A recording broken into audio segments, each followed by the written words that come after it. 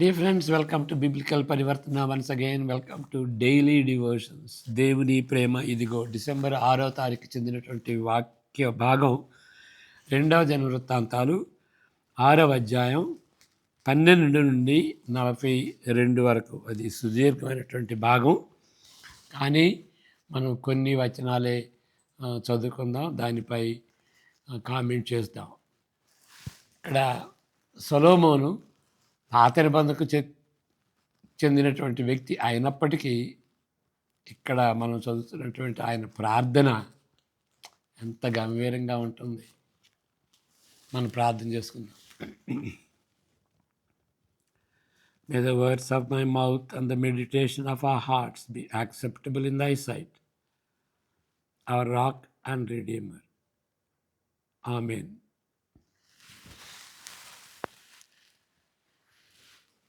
యొక్క ప్రతిష్టాపన ప్రార్థన 12 నుండి 42 వరకు. పాత నిబంధన చరిత్రకు, దానిలోని దైవశాస్త్రమునకు, థియాలజీకి చెందిన గొప్ప సందర్భాల్లో ఒకటి ఆయన ఆ ప్రార్థన ఎంతో చరిత్రలో ఆయన చేసినటువంటి ప్రార్థన పాత నిబంధన అయినప్పటికీ దానిలో ఉన్నటువంటి థియాలజీ ఎంతో గంభీరమైనటువంటిది అన్నమాట. ఆ చరిత్రలో ఉన్నటువంటి సందర్భాల్లో ఆ థియాలజీని బట్టి ఎంతో గొప్ప గొప్ప మైల్ స్టోన్ లాగా అక్కడ ఉండిపోయింది.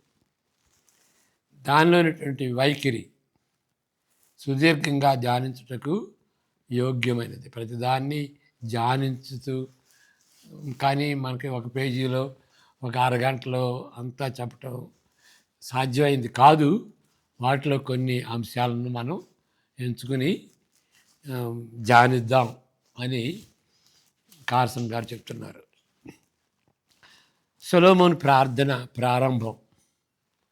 ప్రారంభం ముగింపులోను దేవుని నిబంధనను పాటించే దేవునిగా వివరిస్తూ, అంటే దేవుడే నిబంధన పాటిస్తాడు, మనం నిబంధన పాటించాలి. మరి నిబంధన అంటే ఇద్దరి మధ్య కదా, ఇశ్రాయేలీలు వాళ్ళ దేవుని మధ్య, యెహోవా దేవుని మధ్య. కాబట్టి వాళ్ళు పాటించకపోయినా కానీ దేవుడు మాత్రం నిబంధనను పాటించేటువంటి రీతిగా ఉన్నటువంటి నమ్మకమైనటువంటి దేవుడు అని వివరిస్తూ దానిపై కేంద్రీకరిస్తున్నాడు ఆయన ప్రార్థనలో. ఆయన మొట్టమొదటి ప్రామిస్ కేపర్స్ అనే ఒక సంస్థ ఉండిపోయింది. భర్తలు భార్యలకి వాళ్ళు చేసినటువంటి ప్రమాణాలు, మ్యారేజ్ టైంలో చేసినటువంటి ప్రమాణాలకి కట్టుబడి ఉండాలి అనేటువంటి ఆ మెయిన్, ఆ కేంద్రంగా అది పెట్టుకుని ప్రామిస్ కీపర్స్ అని ఒక సంస్థ ఉంది. వాళ్ళు ప్రార్థన చేసుకోవాలి, బైబిల్ చదవాలి, వాళ్ళ భార్యలకి వాళ్ళని పరామర్శిస్తూ వాళ్ళని ఆదుకోవాలి, మ్యారేజ్ టైంలో చేసినటువంటి ఆ యొక్క ప్రమాణాలకు కట్టుబడి ఉండాలి. అది మెయిన్ అన్నమాట. అయితే ఇక్కడ మొట్టమొదటి ప్రామిస్ కీపరు ఎవరు? దేవుడే. ఆయన ఇశ్రాయేలుతో చేసినటువంటి ప్రమాణాలని ఆయన దానికి కట్టుబడి ఉన్నాడు. ప్రత్యేకించి ఇంకా మనం అర్థం చేసుకోవచ్చు, ఎందుకంటే ఆయన సొలొమోను ప్రార్థిస్తున్నాడు కదా, సొలొమోను గురించినటువంటిది ఈ యొక్క ప్రామిస్. కాబట్టి మనం దాన్ని హైలైట్ చేసినందుకు మనం అండర్స్టాండ్ చేసుకోవచ్చు. అతని వంశము కొనసాగుతుందని, అతని రాజవంశము సంరక్షింపబడుతుందని దేవుడు దావీదుకు చేసిన వాగ్దానంపై సొలొమోను శ్రద్ధ కలిగి ఉన్నాడు. మరి ఆయన సొలొమోను కదా, ఆయనకు చెందినటువంటి ప్రామిస్ అది. కాబట్టి న్యాచురల్గా దాన్ని హైలైట్ చేస్తాడు. ఓకే, దాన్ని మనం అర్థం చేసుకోవచ్చు. అతని రాజవంశం అంటే దేవుడు చేసినటువంటి వాగ్దానం దానిపై సొలొమోను శ్రద్ధ పెట్టాడు అన్నమాట. అదేవిధంగా చివరి స్తుతి అంటే ఇప్పుడు ఏమన్నాం, ప్రారంభం ముగింపులో ఉన్నటువంటి ఆ యొక్క అంశాలు, ఆయన ప్రార్థనలో ఉన్నటువంటి ప్రారంభం ముగింపులో ఉన్నటువంటి అంశాలను చెప్పుకుంటున్నాం కదా. కాబట్టి ఇక్కడ ప్రారంభంలో ఏమున్నది అంటే 14 నుండి 17లో ఏమున్నది అంటే దేవుడు చేసినటువంటి వాగ్దానంపై శ్రద్ధ పెట్టాడు సొలొమోను. ఇక చివరి భాగంలో అంటే 42వ వచనంలో ఆయన్ను స్తుతిస్తాడు. దేవా యెహోవా, నీవు నీ చేత అభిషేకం నొందిన వానికి పరాజ్ముఖుడవై ఉండకము అంటే దాన్ని విముఖుడై ఉండకము అంటే మర్చిపోవద్దు ప్రభువా, నీ ముఖం తిప్పుకోవద్దు అన్నట్లుగా నీవు నీ భక్తుడైన దావీదునకు వాగ్దానం చేసిన కృపలను జ్ఞాపకము చేసుకున్నాము. ఇక్కడ 14 నుండి 17 వరకు కూడా చదువుకుందాం. ఏ విధంగా దేవుడు దావీదుకి వాగ్దానం చేసినటువంటి విషయాన్ని సొలొమోను జ్ఞాపకం చేసుకుని ప్రార్థనలో ఆయన చెప్తున్నాడు. యెహోవా ఇశ్రాయేలీయుల దేవా, హృదయపూర్వకముగా నిన్ను అనుసరించు నీ భక్తులకు నిబంధనను నెరవేర్చుచు కృపను చూపుచు ఉండు. నీ వంటి దేవుడు ఆకాశమందైనను భూమి అందైనను లేడు. నీ సేవకుడైన దావీదు అను నా తండ్రితో నీవు సెలవిచ్చిన మాట నెరవేర్చి ఉన్నావు. నీ వాగ్దానం చేసి ఈ దినమున కనబడుతున్నట్టుగా దానిని నెరవేర్చి ఉన్నావు. నీవు నా మందిర నడిచినట్లుగా నీ కుమారులను తమ ప్రవర్తన కాపాడుకొని నా ధర్మశాస్త్రము చొప్పున నడిచిన ఎడల ఇశ్రాయేలీయుల సింహాసనము మీద కూర్చున్నవాడు నా ఎదుట నీకుండక పోవును అని నీవు నీ సేవకుడైన దావీదు అను నా తండ్రితో సెలవిచ్చిన మాట ఇశ్రాయేలీయుల దేవా యెహోవా దయచేసి నెరవేర్చుము. ఇశ్రాయేలీయుల దేవా యెహోవా, నీవు నీ సేవకుడైన దావీదుతో సెలవిచ్చిన మాట ఇప్పుడు స్థిరమవును గాక అని ఆ విధంగా దేవుడు దావీదుకి ఇచ్చినటువంటి వాగ్దానాన్ని దాన్ని హైలైట్ చేస్తున్నాడు అనమాట ఆయన ప్రార్థనలో. రెండవ విషయం, దేవాలయము నిస్సందేహంగా అద్భుతమైన నిర్మాణం, దానికి ఏ డోకా లేదు.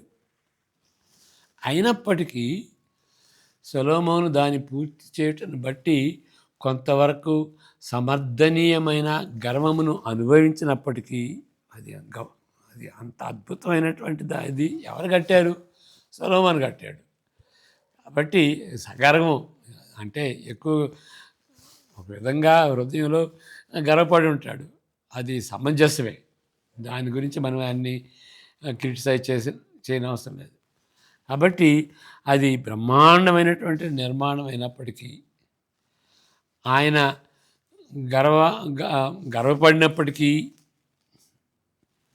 దేవుని గొప్పతనాన్ని చాలా బలంగా ఆయన అనుభవించాడు సొలొమోను. అతను స్వయంగా గుర్తుంచుకునే పదాలతో ఏ దేవాలయం కూడా అత్యున్నతమైన ఆకాశములను, ఇది చాలా ముఖ్యమండి, స్వయంగా గుర్తించుకునే పదాలతో చెప్పాడు. ఏమని? 18వ వచనంలో, ఏ దేవాలయం కూడా అత్యున్నత ఆకాశములకు మించిన దేవునికి ఉనికిగా ఉండలేదు, అది కలిగి ఉండలేదు అని స్పష్టపరుస్తున్నాడు. 18వ వచనం చదువుకుందాం.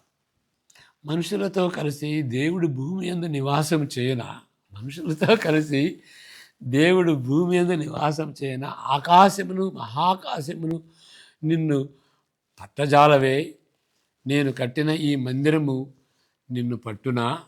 ఇక్కడ చూడండి, ఆ వచనం ఈ క్రిస్మస్కి సంబంధించినటువంటి ఒక ఒక సూత్రం ఇక్కడ ఉన్నది. మనుషులతో కలిసి దేవుడు భూమి అందు నివసం చేయలేడు. అందువల్లనే క్రిస్మస్ దినాన మనుషులతో ఉండటానికి దేవుడు వచ్చాడు. దేవుడు వచ్చి మనతో ఉన్నాడు. అది ఇమ్మాన్యుయల్ అంటే అర్థం.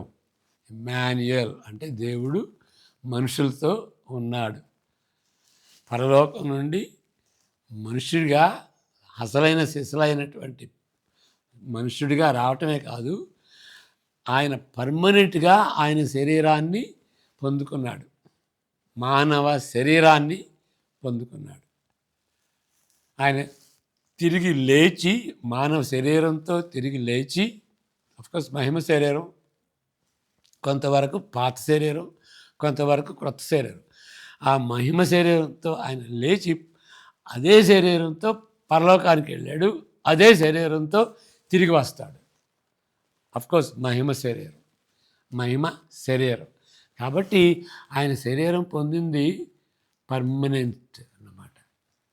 ఆ విధంగా మనుషులతో ఉండటానికి, మనుషుల అనుభవంలో పాలు పొందటానికి, ఆ అనుభవాన్ని బట్టి మన ప్రార్థనలు ఆలకించటానికి అదే క్రిస్మస్. మన గోడంతా కూడాను అర్థం చేసుకునేటువంటి రీతిగా పరలోకం ఉన్నటువంటి దేవుడు మన దగ్గరికి వచ్చాడు. కొంతకాలం క్రిందట చెప్పాను కదా, జీసస్ ఆఫ్ స్కార్స్ అని. మన మన గాయాలను ఎవరు అర్థం చేసుకోగలరు? మనలాగా గాయపడినటువంటి వ్యక్తే ఆయన. ఆ పాట రాసినటువంటి ఆయన ఏమంటాడు? Who has scars but the alone. కాబట్టి ఆ విధంగా గాయపడినటువంటి వ్యక్తి ఎవరు? ఆయనే. కాబట్టి అక్కడ ఉన్నటువంటి దేవుడు, యెహోవా దేవుడు మరి భూమి మీద రావటం ఏంటి, మనుషులతో ఉండటం ఏంటి అని ఆయన స్పష్టపరుస్తున్నాడు 18వ వచనంలో. అలాంటి దేవుడు భూమి మీదకి రావటం ఏంటి, మనుషులతో ఉండటం ఏంటి అని. కాబట్టి ఈ దేవాలయం భూమి ఆకాశం కూడా పట్టదయా. కాబట్టి అలాంటి దేవుడు ఈ ఆలయంలో ఎట్లా ఉంటాడు అని దాన్ని రికగ్నైజ్ చేశాడు. అది ఎంత గొప్పదైనప్పటికీ, ఆయన ఎంత గర్వపడినప్పటికీ అది సరిపోయింది. అలాంటి గొప్ప దేవునికి ఈ దేవాలయం ఏంటండి అని గ్రహించాడు అనమాట. ఒక గృహములో పెట్టబడిన సాధువైన దేవుడు కాదు. ఒక గృహములో పెట్టబడిన సాధువైన దేవుడు. అలాంటి దేవుళ్ళు ఉన్నారు. ఒక గుడిలో పెట్టి లాక్ చేసుకుని నిద్రపోవాయా అని చెప్పి అలాంటి వాళ్ళు ఉన్నారు. కానీ ఈ దేవుడు అలాంటి వాడు కాదు. అలాంటి నకళ్ళు ఆయనకి లేవు. మూడో విషయంలో మరల 3 విభాగాలు ఉన్నాయి. సొలొమోను ప్రార్థనలోని ప్రధాన భారమును చాలా సరళంగా సంగ్రహించుకోవచ్చు, అంటే సమరైజ్ చేయొచ్చు, సింపుల్గా సమరైజ్ చేయొచ్చు. భవిష్యత్తులో ఇస్రాయేలీలు వ్యక్తిగత పాపము చేసినప్పుడు, లేదా దేశము మొత్తము ఏదో ఒక పాపములో మునిగినప్పుడు, వారు తమ పాపమును బట్టి పశ్చాత్తాపంతో దేవుని వైపు తిరిగి ప్రార్థించినప్పుడు, దేవుడు స్వయంగా ఎక్కడి నుండి? దేవాలయం నుండి కాదు, పరలోకము నుండి. చూడండి, పరలోకము నుండి దేవుడు విని వారి పాపమును క్షమించాలని సొలొమోను వేడుకుంటాడు. అర్థం చేసుకోండి. ఆయన దేవాలయం అయినప్పటికీ, తర్వాత దేవుడు ఆయన సన్నిధితో దేవాలయాన్ని నింపినప్పటికీ, ఈయన ఏమని ప్రార్థన చేస్తున్నాడు? పరలోకం నుండి నువ్వు ఆలకించయ్యా అని అంటున్నాడు. ఆ విధమైనటువంటి అవగాహన దేవుని గురించి సొలొమోనుకి ఉన్నది. వారి పాపము క్షమించాలని సొలొమోను వేడుకుంటున్నాడు. ఇది చదువుదాం, ఎందుకంటే ఇది చాలా ముఖ్యమైనది. పాపాలు క్షమించటం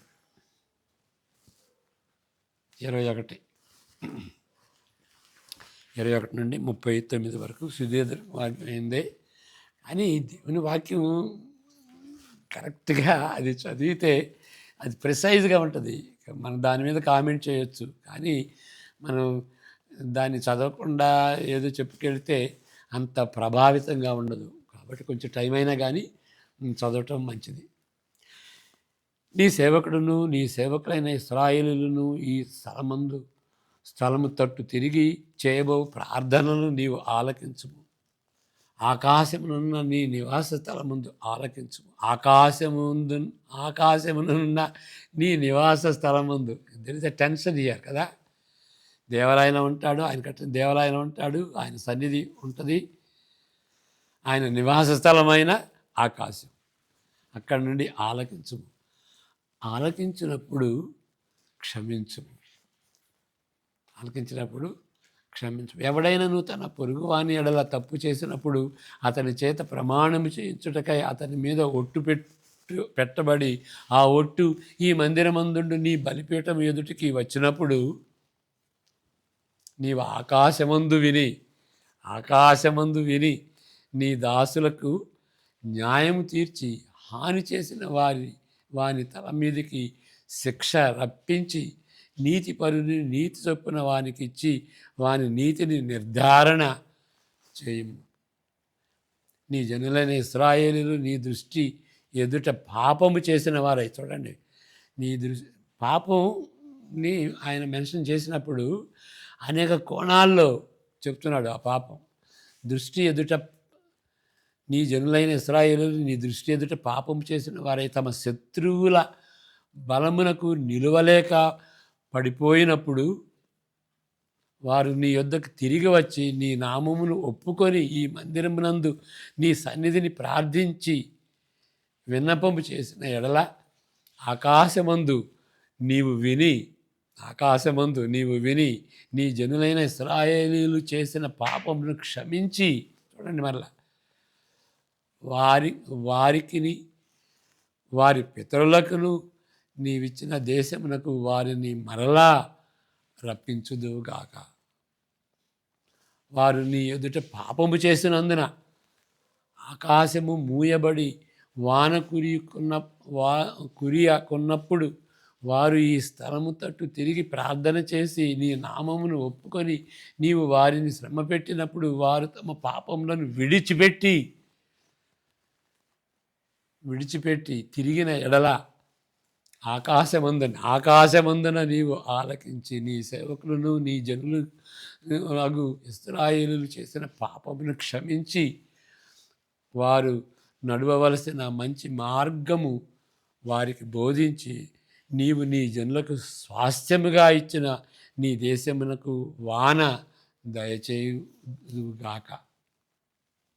దేశమునందు కరువు కానీ తెగులు కానీ కనబడినప్పుడు అయినను, గాడ్పు దెబ్బ కానీ చిత్తపట్టుట కానీ తగిలినప్పుడు అయినను, మిడతలు కానీ చీడపురుగులు కానీ దండు దిగినప్పుడైనను, వారి శత్రువులు వారి దేశపు పట్టణములలో వారిని ముట్టడి వేసినప్పుడైనను, ఏ బాధ కానీ ఏ రోగం కానీ వచ్చినప్పుడైనను, ఎవడైనను ఇశ్రాయేలీయులకు నీ జనులందరూ కలిసి అయినను నొప్పి కానీ కష్టం కానీ అనుభవించుచు ఈ మందిరము తట్టు చేతులు చాపి చేయు విన్నపములనియు ప్రార్థనలనియు నీ నివాస స్థలమైన ఆకాశము నుండి నీవు ఆలకించి క్షమించి నీవు మా పితరులకు ఇచ్చిన దేశమందు వారు తమ జీవితకాలమంతయు నీ యందు భయభక్తులు కలిగి నీ మార్గములలో నడుచున్నట్లుగా వారి హృదయములను ఎరిగి ఉన్న నీవు వారి సకల ప్రవర్తనకు తగినట్లు ప్రతిఫలమును దయచేదుగాక. నీవు ఒక్కడవే మానవుల హృదయమును ఎరిగిన వాడవు కదా. 39 వరకు. మరియు నీ జనులైన ఇశ్రాయేలీల సంబంధులకు కాని అన్యులు నీ ఘనమైన నామమును గూర్చియు నీ బాహుబలమును గూర్చియు చాచిన చేతులను గూర్చియు వినిన వారై దూరదేశము నుండి వచ్చి ఈ మందిరము తట్టు తిరిగి విన్నపము చేసినప్పుడు నీ నివాస స్థలముగు ఆకాశము నుండి నీవు వారి ప్రార్థనను అంగీకరించి నీ జనులకు ఇశ్రాయేలీయులు తెలుసుకొనినట్లు భూజనులందరూ నీ నామమును తెలుసుకొని నీ యందు భయభక్తులు కలిగి నేను కట్టిన ఈ మందిరమునకు నీ పేరు పెట్టబడినని గ్రహించినట్లుగా ఆ అన్యులు నీకు మొరపెట్టిన దానిని నీవు దయచేదువు కాక. అన్యులు చూడండి, అన్యులు మొరపెట్టిన దానిని ఈ దేవాలయానికి వచ్చి యూదులే కాదు ప్రభువా, అన్యులు కూడా నీ దగ్గరకు వచ్చి మొరపెట్టినప్పుడు వాళ్ళు విను. నీ జనులు నీవు ఆకాశము నుండి నీవు వారి విన్నపమును ప్రార్థనను ఆలకించి వారి కార్యమును నిర్వహించుదువుగాక. పాపము చేయని వాడెవడనూ లేడు. పాపము చేయని వాడెవడనూ లేడు కనుక వారు నీ దృష్టి ఎదుట పాపము చేసినప్పుడు నీవు వారి మీద ఆగ్రహించి శత్రువుల చేతికి వారిని అప్పగింపగా చెరపట్టు వారు వారిని దూరమైనట్టు కానీ సమీపమైనట్టు కానీ తమ దేశములకు పట్టుకొని పోగా వారు చెరకపోయిన దేశం ముందు బుద్ధి తెచ్చుకొని మనసు త్రిప్పుకొని మేము పాపము చేసితిమి, దోషులమైతిమి, భక్తిహీనముగా నడిచితిమి అని ఒప్పుకొని తాము చెరలోనున్న దేశమందు పూర్ణ హృదయంతోనూ పూర్ణాత్మతోనూ నీ వద్దకు మళ్ళుకొని తమ పితరులకు నీవిచ్చిన తమ దేశము మీదికి నీవు కోరుకున్న ఈ పట్టణము మీదికి నీ నామ ఘనత కొరకు నేను కట్టించిన ఈ మందిరము మీదికి మనస్సు త్రిప్పి విన్నపము చేసిన ఎడల నీ నివాస స్థలమైన ఆకాశము నుండి నీవు వారి విన్నపమును ప్రార్థనను ఆలకించి వారి కార్యమును నిర్వహించి నీ దృష్టి ఎదుట పాపము చేసిన నీ జనులను క్షమించుదువుగాక. నాకైతే ఇంకా చాలు. ఓకే, దీనిలో ఉన్నటువంటి ముఖ్యాంశాలని మనం మర్చిపోకూడదు. ఓకే, ఈ విన్నపాల్లో 4 అద్భుతమైనటువంటి అంశాలు ఉన్నవి. మొదటిగా ఇక్కడ స్వాభావికంగా ప్రజలు పాపము చేస్తారని అద్భుతమైన వాస్తవంగా అంచనా వేయబడినది. స్వాభావికంగా అంటే ఆ ప్రొపెన్సిటీ అన్నమాట. అంటే పుట్టుకతోనే మనం ఆ పాప స్వభావంతో పుట్టాము కాబట్టి పాపం చేస్తున్నాం అని ఆయన గుర్తించాడు. నేనేం పాపం చేయలేదండి, మనుషులు అందరూ మంచోళ్ళండి అన్నా మంచిగా ఏదో వాళ్ళని మబ్బి పెట్టడం కోసం అది సెంటిమెంటలిజం అంటారు దాన్ని. సెంటిమెంటల్గా చెప్తారు, పాలియాండర్ అంటారు. అంటే అన్నీ అయిపోతాయండి, ప్రాబ్లం ఏమి ఉండదండి అనేటువంటిది అన్నమాట. చివరికి దేశం నుండి బహిష్కరించబడేంత తీవ్రముగా పాపం చేయటకు కూడా అభిలాషపడతారు మనుషులు అని ఆయన తెలుసుకుంటాడు.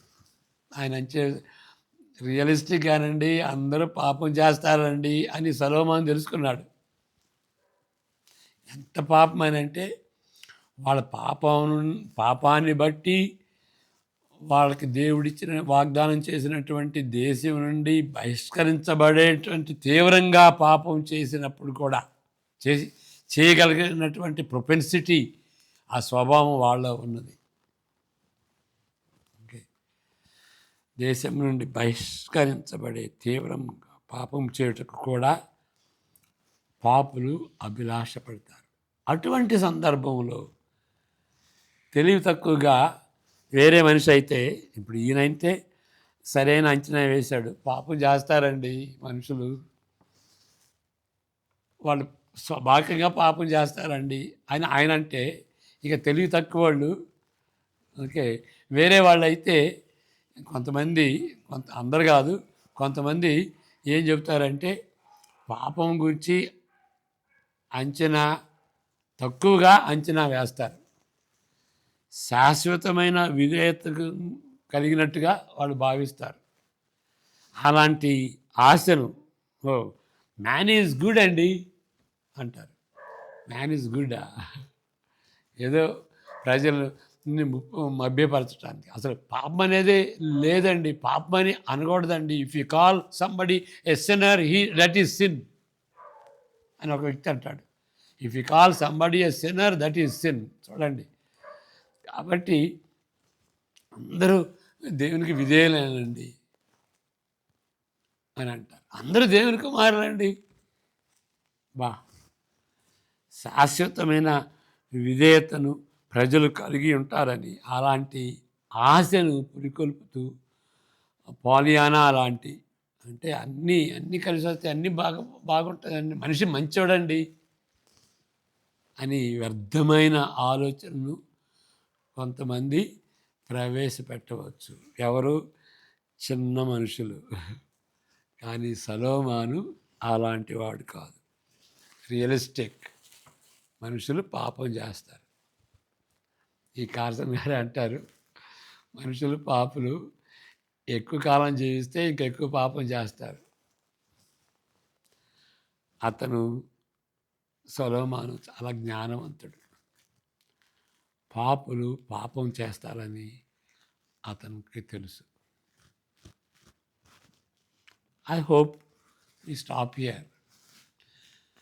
ఎవరైనా సరే పాపిని, ఇప్పుడు నేను దుర్మార్గుడినండి, దుర్మార్గుడు నేను అనుకోలేదు. వార్త చెబుతుంటే నువ్వు పాపివని ఆయన అంటే ఆయనతో వాదించాను. ఏంటయా నువ్వు పాపిని అంటావు అని నా మంచితనాన్ని అంతా చెప్పుకున్నాను. ఎన్నోసారి చెప్పాను కదా. ఇప్పుడు అడగండి, ప్రతి పాప బీజం నాలో ఉన్నదని తెలుసుకున్నాను. ఓకే, అప్పుడు ఏదో తెలుసో తెలియక అసలు వాదించాను. కానీ పరిశుద్ధాత్మ వలన నేను పాపిని అని గ్రహించి అదే దినాన ఏడ్చాను, పశ్చాత్తాపడ్డాను. యేసుక్రీస్తు యొక్క శిలువను బట్టి నేను క్షమింపబడ్డాను. పాపమని తెలుసుకోవటం ముఖ్యం. ఒక అతను, నా ఫ్రెండ్, బిజినెస్ మ్యాన్, ఈ హ్యాడ్ చైన్ ఆఫ్ ఈ స్టాల్స్ ఉన్నాయి, అంటే ఈ సూపర్ మార్కెట్స్ ఉన్నాయి. ఆయన ఫ్రెండ్ని పిలిచాడు ఈ డిన్నర్కి. మీ ఇద్దరం కూర్చున్నాం. నేనేం మాట్లాడలేదు. ఆయన అన్నాడు, యేసుక్రీస్తు ఎందుకండి, నాకు అవసరం లేదు. పాప అంటారు, పాపరక్షకుడు అంటారు, నాకు పాపం లేదు అని అన్నాడు. ఇంకొక అతను, అంటే వేరే సందర్భంలో బాస్టన్ ఆ ప్రాంతంలో ఉన్నప్పుడు నేను ప్రార్థన చేస్తుంటే ఆయన దగ్గరికి ఫ్రెడరిక్ అతని పేరు, ఆయన ప్రార్థన చేస్తుంటే ఆయన్ని విజిట్ చేయాలని ఉంది. ఇక భోజన టైము, నన్ను కూడా భోజనం చేయమన్నారు. అప్పుడు ఆయన గ్రహించుకున్నాడు, నువ్వు ఎందుకు వచ్చావో నాకు తెలుసు, నా ఫ్యామిలీ అంతా కూడాను వాళ్ళు బిలీవర్సే, కానీ నాకు అనిపిస్తుంది, నాకు యేసు ప్రభు ఎందుకు అని అన్నాడు. నేను అన్నాను, కొంచెం ఆలోచించి ఎట్టా చెప్పాలి అని, ఫ్రాంక్ ఆర్ఎస్ఎన్ఆర్ అన్నాను. నీలో పాపం ఉందా, నువ్వు పాపివా అన్నాను. తన భార్య వంక చూశాడు, తన కుమారుడు వంక చూశాడు, నా వంక చూశాడు. మరలా అట్లా 3-4 సార్లు సైలెన్స్ అన్నమాట. ఒక 5-10 నిమిషాలు సైలెంట్. ఏమనుకున్నాడు, ఆలోచించుకున్నాడు. అవును, నేను పాపిని అని ఒప్పుకున్నాడు. నేను చెప్పాను దానికి, ఎస్ఎన్ఆర్ నీడ్స్ ద సేవియర్. నువ్వు పాపి అయితే పాపరక్షకుడు కావాలి కదా. అప్పుడు వెంటనే కళ్ళ తడిపెట్టి ఏడ్చి, ప్రభువా నేను పాపిని, నన్ను క్షమించండి ఆ సిలువను బట్టి నన్ను క్షమించండి అని ప్రార్థన చేసుకుని ఆది నాన్న బిలీవర్ అయ్యాడు. ఓకే, అది ఇప్పుడు వాళ్ళందరూ కూడాను, ఆ కుటుంబంలో అందరూ కూడాను విశ్వాసులు అయ్యారనమాట. ఆ యొక్క సంతోషం, భార్యలో ఉన్నటువంటి సంతోషం ఇక పట్టపగ్గాలు లేనటువంటి సంతోషం అయిందనమాట. కాబట్టి పాపం ఒప్పుకోవటం అది గంభీరం. పరిశుద్ధుడు దేవుడు. దానికి మనల్ని ఆయన పాపం లేనటువంటి వ్యక్తులుగా సృష్టించాడు. మనకు స్వతంత్రత ఇచ్చాడు కాబట్టి, దేవునికి వ్యతిరేకంగా చేశాం కాబట్టి, ఆదాము అవ్వలు వ్యతిరేకంగా చేశారు కాబట్టి, ఆయన సంతానం కాబట్టి ఆ పాప బీజంతో మనం పుట్టామన్నమాట. కాబట్టి మనం పాపమని గ్రహించుకోకపోతే పాపరక్షకుడు అవసరం లేదు. యేసు అంటే అర్థం ఏంటి? క్రిస్మస్ దినాల్లో మరి మనం మరియమ్మ యోసేపు కథలు చదివినప్పుడు ఆయనకి ఈ పేరు పెట్టండి అని గాబ్రియల్ దూత చెప్పుద్ది. యేసు అంటే తమ ప్రజల పాపము నుండి క్షమించును అనేటువంటిది. యేసు అంటే రక్షకుడు, పాపా నుండి రక్షించేటువంటి వాడు అని. పాపిని అని ఎప్పుడైతే తెలుసుకుంటామో పాప రక్షకుడు కావాలి. ఇంకా యేసుక్రీస్తు గారు కాకపోతే ఇంక చెప్పండి ఎవరు? పాపా నుండి విడుదల అనుగ్రహించేటువంటి వాడు. మనం తర్వాత కూడా చెప్పుకుందాం ఇది. అంటే ఏ విధంగా పాపం నుండి మనల్ని విడిపిస్తాడో అది ప్రకటన గ్రంథం 1వ అధ్యాయం చదువుకున్నప్పుడు మనం దాని గురించి కొంచెం వివరంగా నేర్చుకుందాం. అందువలన యేసుక్రీస్తుని ఇష్టపడినటువంటి వాడు, యేసుక్రీస్తు చెప్పినటువంటి రీతిగా చేయనటువంటి వాడు, బైబిల్లో ఉన్నటువంటి రీతిగా జీవించడానికి ఇష్టపడినటువంటి వాళ్ళు ఏమంటారంటే పాపం అనేది లేదు అంటారు. చాలా సీరియస్ అన్నమాట. కానీ సొలొమోను లాంటి వాటి జ్ఞానులు మనిషి హృదయంలో పాపం ఉన్నది. పదాజ్ఞలు చూడండి, పదాజ్ఞలు సరిగా వాటిని ధ్యానిస్తే మనకు అందరికీ తెలుస్తుంది. ఒక స్త్రీ, యేసుక్రీస్తు చెప్తాడు వ్యభిచారం పాపమని పదాజ్ఞల్లో ఉంటే యేసుక్రీస్తు దాన్ని లోతైనటువంటి అర్థం చెప్తాడు. ఒక స్త్రీని మోహపు చూస్తేనే నీ హృదయంలో పాపం చేసావు, నీ హృదయంలో వ్యభిచారం చేసావు. ఒక వ్యక్తితో నువ్వు కోప్పడితేనే నీ హృదయంలో నువ్వు వాడిని కూని చేసావు. ఇక ఆ లెక్కలో పాపం చేయలేదని ఎవరంటారు? అది చాలా ముఖ్యం కాబట్టి కొంచెం టైం తీసుకుని చెప్పాను. రెండవ విషయం, ప్రజల ప్రార్థనలకు దేవాలయం, ముఖ్యంగా వారు పాపం చేసినప్పుడు దేవాలయం అది కేంద్రంగా ఎంత కేంద్రంగా ఉన్నప్పటికీ దేవుడు వారి ప్రార్థనలను దేవాలయం నుండి కానీ పరలోకము నుండి కానీ తన నివాస స్థలము నుండి వింటాడు. దేవాలయం నుండి కాక పరలోకము నుండి తన నివాస స్థలము అయినటువంటి పరలోకము నుండి వింటాడు. మరొకసారి చుట్టుప్రక్కల అన్యమతస్థుల ఆరాధించే గోత్రాలకు సంబంధించినటువంటి దేవతల స్థాయికి ఈ దేవుడిని తగ్గించలేదు, ఆ దేవుడు తగ్గించబడలేదు. క్షమాపణ కొరకు తిరిగి వాడిన పదజాలమును బట్టి దేవుని పాత్ర కీలకంగా ఉంటుంది. మనం చదువుకున్నాం కదా, క్షమిస్తాడు అన్ని కోణాల్లో. అప్పుడు ఆ సందర్భంలో క్షమిస్తాడు, ఈ సందర్భంలో క్షమిస్తాడు. కాబట్టి దేవుని పాత్ర కీలకంగా ఉంటుంది. మహాకాశంలో పట్టలేని దేవుడు దేవాలయంని నింపలేనటువంటి దేవుడు. ఓకే, ఆయన క్షమిస్తాడు. మూడవ విషయం, దేవాలయము కీలకమైనదని గ్రహించినప్పుడు మతాచారమునకు ఆరాధనకు కేంద్రముగా ఎంచబడుతుంది. ఇది దేవాలయం కీలకమైనటువంటిది, కీలకమైనదని గ్రహించినప్పుడు ఏంటి, మతాచారాలు జరిగేది అక్కడ, ఆరాధన జరిగేది అక్కడ, దానికి కేంద్రంగా ఉంటుంది. అక్కడ ఏంటి, పాప క్షమాపణ అనుగ్రహిస్తూ, అంటే పాప క్షమాపణ అనుగ్రహిస్తూ పాపులను దేవునితో సమాధానపరిచే ప్రక్రియకు చెందిన దేవాలయం. అది ముఖ్యం. పాటలు కాదు, క్వైర్ కాదు, పండుగలు కాదు, క్రిస్మస్ పండుగ కానీ ఈస్టర్ పండుగ కానీ ఆ పండుగలు కాదు ముఖ్యం. ఆ పండుగల సమయంలో పాప క్షమాపణ ముఖ్యం. కాబట్టి క్రిస్మస్ దినాల్లో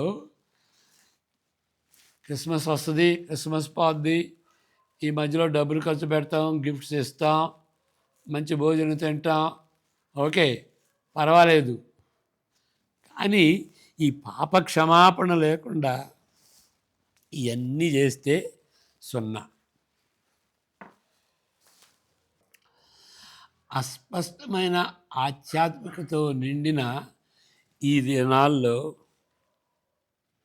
ఈ విషయము మనం తెచ్చుకొనుట చాలా ప్రాముఖ్యమైనది. ఏంటి, పాప క్షమాపణ. చిన్న కోరస్ పాడతాను, ఈ క్రిస్మస్ దినాలకు సంబంధించింది. యేసుక్రీస్తు పరలోకం నుండి మనిషిగా భూలోకానికి వచ్చాడు, బెత్లెహేములో జన్మించాడు, నజరేతులో ఎదిగాడు, యెరూషలేములో మరణించాడు, ఆయన తిరిగి లేచాడు.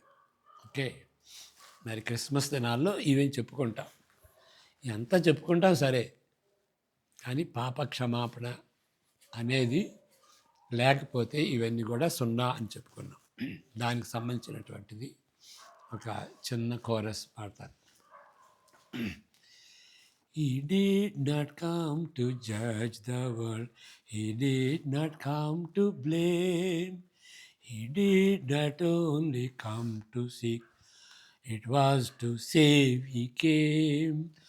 And when we call him Savior, and when we call him Savior, and when we call him Savior, then we call him by his name. పాపా నుండి రక్షించేటువంటి రక్షకుడు అని యేసుక్రీస్తుని పిలవకపోతే ఇక ఏదన్నా చెప్పండి, మంచి బోధకుడు అనొచ్చు, గంభీరమైనటువంటి వ్యక్తి ఆయన అనొచ్చు, కానీ మనం ఆయన పాపరక్షకుడు, ఆయన రక్షకుడు అని పిలవకపోతే ఆ బిరుదులన్నీ కూడా ఎందుకు పనికిరావు. నాలుగవ విషయం,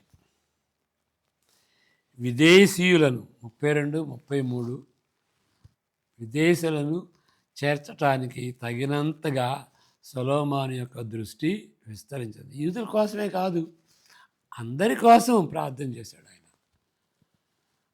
మిషనరీ అంటే ఏంటి, అందరి కోసం, సువార్త అనేది అందరి కోసం అని ఆ సువార్తని తీసుకెళ్ళేటువంటి వాళ్ళు మిషనరీ. కాబట్టి ఆ మిషనరీ ప్రక్రియను ప్రేరేపించేటువంటి కోణం ఈ యొక్క ప్రార్థనలో ఉంటుంది. ఈ 2 వచనాలు చదువుకుందాం. 6వ అధ్యాయం 32, 33 వచనాలు. మరియు నీ జనులైన ఇశ్రాయేలీయుల సంబంధులు కాని అన్యులు నీ ఘనమైన నామమును గూర్చియు నీ బాహుబలమును గూర్చియు చాచిన చేతులను గూర్చియు వినిన వారై దూరదేశము నుండి వచ్చి ఈ మందిరము తట్టు తిరిగి విన్నపము చేసినప్పుడు నీ నివాస స్థలమందు మగు ఆకాశము నుండి నీవు వారి ప్రార్థనను అంగీకరించి నీ జనులకు ఇశ్రాయేలులు తెలుసుకున్నట్లు భూజనులందరూ నీ నామమును తెలుసుకొని నీ యందు భయభక్తులు కలిగి నేను కట్టిన ఈ మందిరమునకు నీ పేరు పెట్టబడినని గ్రహించినట్టుగా ఆ అన్యులు నీకు మొరపెట్టిన దానిని నీవు దయచేయదు గాక. దేవుని దృష్టిలో అందరూ మనుషులే, అందరూ పాపులే, అందరి కోసం రక్షకుడిని పంపించాడు, అందరి కోసం యేసుక్రీస్తు చనిపోయాడు. అది అందరికీ దేవుడే అన్నటువంటి రీతిగా మనం చూస్తాం. ప్రార్థన చేసుకుందాం. యెహోవా నిన్ను ఆశీర్వదించి కాపాడును గాక. తన సన్నిధి కాంతిని నీపై ప్రకాశింపజేసి నిన్ను కరుణించను గాక. ఆయన తన సన్నిధి కాంతిని నీపై ఉదయింపజేసి నీకు సమాధానం అనుగ్రహించును గాక. ఆమేన్. God bless you.